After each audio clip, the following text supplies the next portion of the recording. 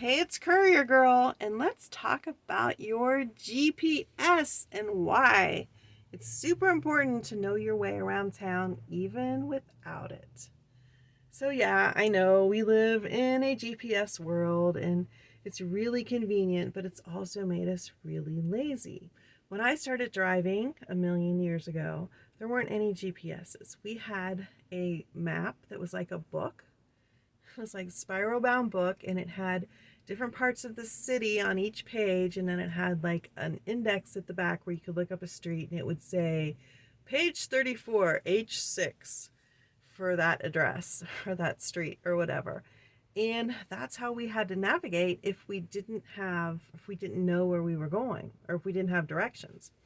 But today we have GPSs, and those are great, but it's still super important to know your way around town even without them. So, I feel like the sun's in my face. Maybe if I go over this way, it won't be so bad. All right. So, one time I was driving to Texas to visit my daughter. She lived in Texas at the time.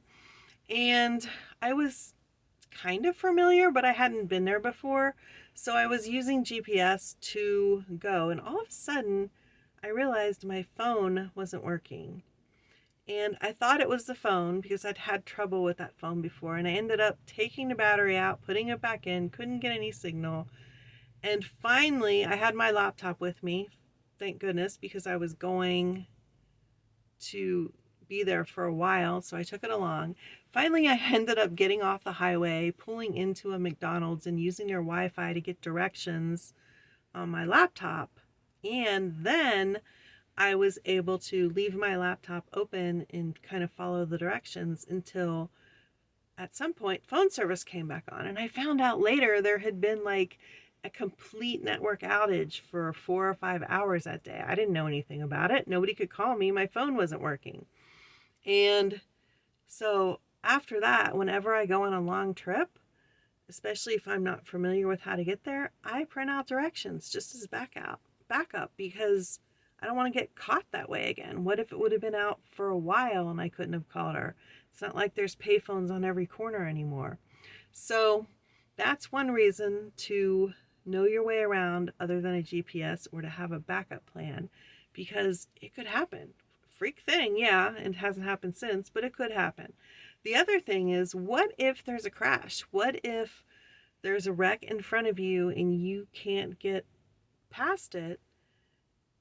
If you start turning around and going the other way, then your GPS is just yelling at you, make a U-turn, make a U-turn, or it's sending you down a side street, back in a loop, back down to the main street that you need to avoid. So if you know that you can go through the subdivision, down this side street, around the corner, through the McDonald's parking lot, and onto another street to avoid that wreck, because you're familiar with the area, you're going to be much better off than somebody who doesn't know what to do because they're not familiar with the area. The other thing is trains. Oh, trains are the bane of me. Let me just tell you, we have some major trains around here, and they just like to stop on the tracks, and they just like to stay stopped on the tracks, sometimes for a half an hour or more. So you need to know how to either avoid the tracks entirely, even if your GPS doesn't like it because you're not going the most efficient method, or to get around them if they are on the tracks. So the more familiar with the area you are, the easier it's going to be for you to do. Okay, also, another one is that the GPS doesn't always take you to the right location. There's a couple places that I go that if I use a GPS, it's going to take me down the street, or it's going to take me next door but not to the right place. Or there's one place that it takes me that the road is divided, so the road stops and then there's like buildings and then it continues on the other side of the buildings, but you can't get around it by going through the building parking lots. There's like grass and stuff like that too. So it always takes me to the wrong end of the street every time. So I had to figure that out. The first time I didn't figure it out, but after that, I know to ignore the GPS when I'm getting close because it doesn't know what it's talking about. So another thing is, a lot of times it'll take you to the front door of a building when you need to be around the back at the dock. or a side door or something like that. Well, it could be that you need to come in from an entirely different street in order to get to the back. Like coming into the front and then driving around the back takes longer than just turning on a street before and going in the back entrance.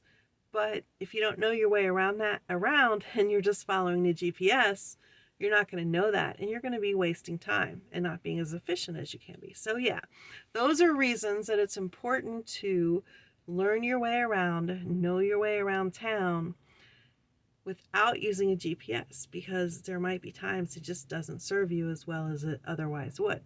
So what if, this is another scenario, what if you're new to town, you have decided that you are tired of the snow and you're moving south, you're going to go live in Florida, I don't know, and it's a new city and you're getting work as a courier and you just don't know your way around.